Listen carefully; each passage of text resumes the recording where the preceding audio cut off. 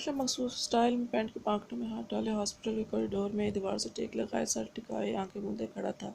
یہ تو وہ اور سوہم خان جان چکے تھے کہ بادشاہ بدسیل کا نشانہ کم از کم سوہم خان جیسا نہیں تھا اور چوک گیا ہے، جس سے گردن کا زیادہ نقصان نہیں ہوا، بس جلد میں سے آر پار گولے نکلی۔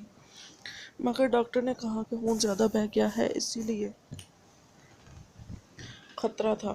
سوہم آئی سی یو کے باہر کھڑا دروازہ گھور رہا تھا۔ بی جان اور بیمہ سلامت تھی، ابھی کسی کے باپ میں اتنی جرأت نہیں تھی کہ سوہم خان کی آبائی حویلی میں گھس بیٹھ سکے۔ یہ محض ایک چال تھی، رحاب نے روحا کی خاطر خود کو اتنے بڑے آگ کے خطرے میں جھونک دیا تھا۔ یہی بات سوہم کو بے چین کر رہی تھی۔ ڈاکٹر باہر آئے اور نوید سنائی کیونکہ ٹھیک ہے اور خطرے سے باہر ہے۔ ڈاکٹر کے اشارہ کرنے پر سوہم ان کے کیبن میں گیا۔ یس ڈاکٹر، سامنے بیٹھتے ہوئے پوچھا۔ سوہم خان کا پیشنٹ بول نہیں سکتی؟ سوہم کو دکھ ہوا۔ یس ڈاکٹر، مگر یہ کنجینیٹل ڈیفنس نہیں ہے، ان کے ووکل کارڈ کسی زخم کی وجہ سے ڈیمیج ہوا، آپریشن ٹھیک ہو سکتا تھا۔ ہم نے کر دیا ہے آپریشن، اب وہ بول پائیں گے۔ کنگریٹس۔ ڈاکٹر نے سوہم کو ایک انوکھی خوشخبری سنائی۔ Thank you so much doctor, it's pleasure Soham, تم جیسے مسیحاؤں کے لیے کچھ بھی کرنے کو تیار ہیں ہم۔ سوہم گہرا سا مسکرایا اور باہر آیا۔ سامنے پاشا، جسے زندگی کے بھیانک حادثوں نے ڈیڈلی پاشا بنا دیا تھا، ٹوٹی بکھری حالت میں کبیر کے ساتھ کھڑا تھا۔ راسم کرسی پر بیٹھا تھا۔ کیا تھی ان چاروں کی زندگی؟ امن و شانتی کا گہوارہ سسٹم، ظلم، جبر، مایوسی، ناکامی اور اپنے خاندانوں کو اپنی آنکھوں کے سامنے ختم ہونے کے پہاڑ جتنے غموں نے کیا بنا دی تھی۔ سوہم نے دیوار سے سر ٹھکایا اور دور کہیں اپنی ماضی میں کھو گیا۔ بھرا پورا خاندان تھا، وہ ان دنوں 17 سال کا تھا اور پاشا 19۔ وہ سب کراچی ہی میں رہتے تھے۔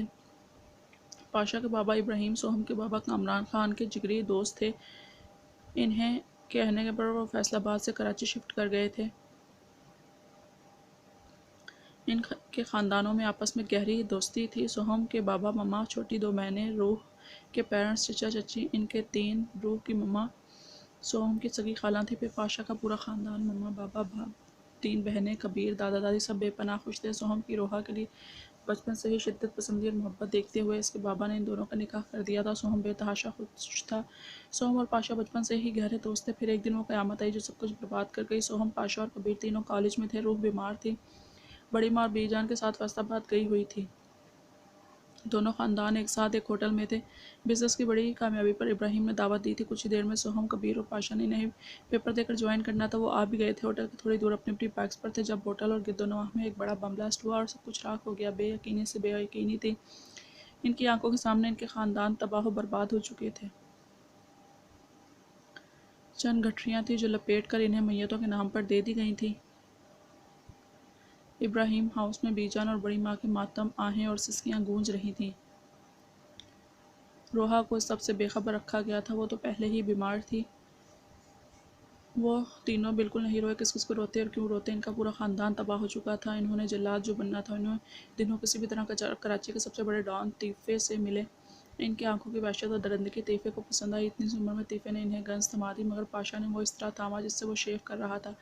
طیفے کے وہ آدمی انہیں ان لوگوں تک لے کر گئے جنہوں نے اپنے مقصد کے حصول کے لیے ہوٹل اڑایا تھا۔ وہ قریباً 10 گنڈے تھے جنہوں نے سپاری لے کر ہوٹل آنے والی ایک ہستی کو مارنا تھا، مگر ان کی درندگی کئی خاندانوں کو نگل گئی تھی۔ ان تینوں نے کچھ ہی دیر میں لاشوں کا ڈھیر بچھا دیے تھے۔ اسی طرح خون میں رنگے ہاتھوں اور کپڑوں کو لے کر وہ گھر واپس لوٹے تھے جب صدمے سے نڈال بی جان کی بوڑھی آنکھوں نے خون میں نہائے اپنے پوتے اور اس کے دوستوں کو دیکھا تو صدمے سے نڈال ہو گئیں۔ سوہم خان، یہ کیا کر آ رہے ہو؟ بی جان چلائیں۔ اپنے خاندان کی موت کا بدلہ لے کر آ رہے ہیں بی جان، وہ اطمینان سے بولا۔ بی جان نے بہت واویلا مچایا۔ سوہم اور پاشا کو 2-4 تھپڑ بھی جڑے مگر وہ اطمینان سے کھڑے رہے۔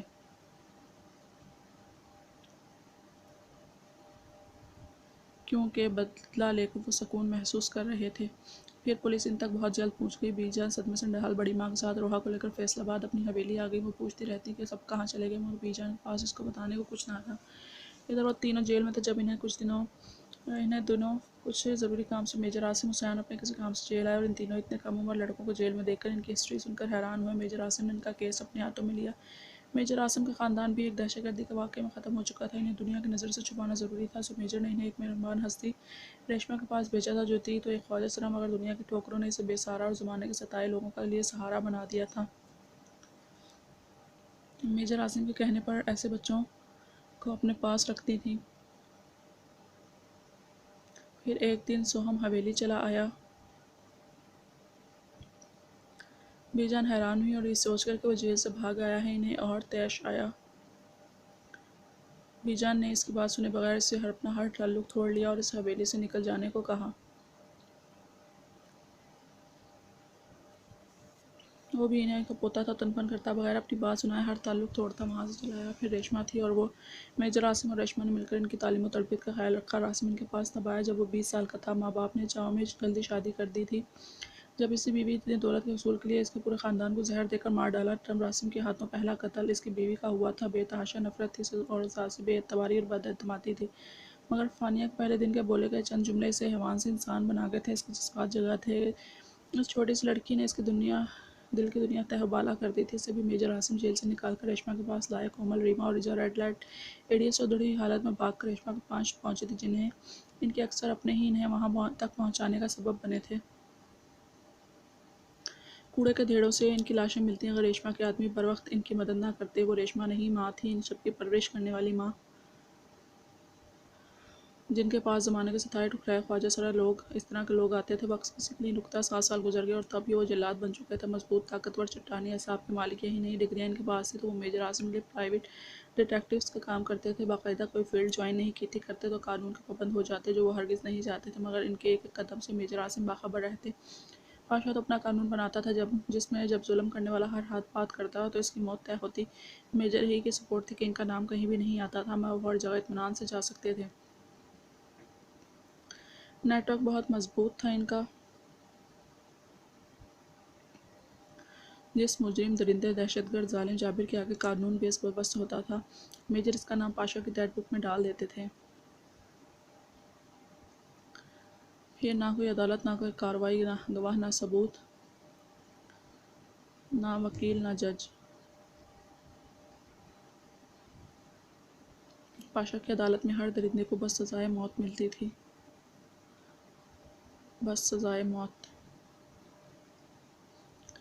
مگر پاشا نے ان تینوں سمیت خود سے وعدہ کیا تھا کہ ساری زندگی خود کو یوں ہی معاشرے کے اپنے طریقے سے صفائی میں وقف کر دیں گے، کبھی خاندان نہیں بنائیں گے۔ مگر یہ سالہ بلڈی لف تھا، خونی عشق جوان جلادوں کی رگوں میں خون بن کر دوڑنے لگا تھا، جس سے نجات ممکن نہیں تھی۔ اور تو اور ٹیڈلی پاشا بھی اس عذاب کی لپیٹ میں خود کو آنے سے روک نہیں پایا تھا۔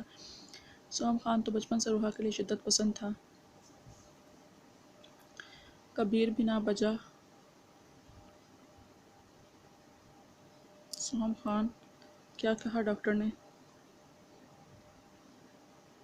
پاشا کی کرب میں ڈوبی آواز سن کر سوہم ماضی کے جھروکوں سے نکل کر حال میں واپس آیا۔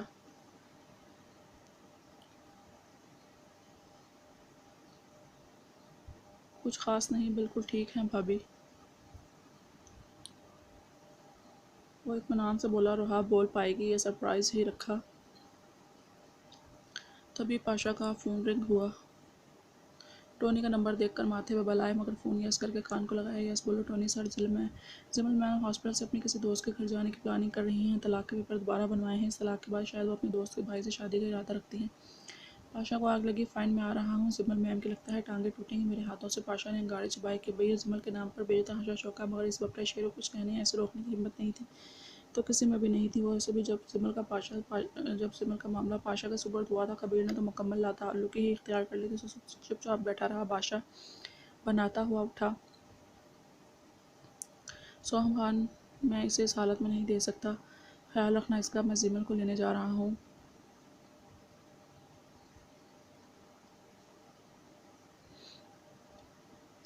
یہ کہتا وہ کچھ بھی سنے بغیر لمبے لمبے ڈھگ کرتا وہاں سے جا چکا تھا۔ سوہم خان نے افسوس میں سر ہلایا،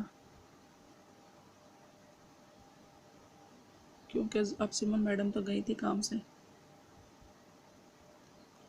زمل اپنا گھر چھوڑ کر ہاسٹل آئی، اپنی دانشمند دنیا سے، اور کبیر ابراہیم سے چھپ گئی تھی۔ نہیں جانتی تھی اب اس کے پل پل کا پاشا نے حساب رکھا ہوا ہے۔ بڑی چھپ کر پیپر بنوائے تھے اور اب عمل کرنے کی باری تھی، مگر نہیں جانتی تھی اس سے پہلے ڈیڈلی پاشا کا عتاب سہنا ہوگا اسے۔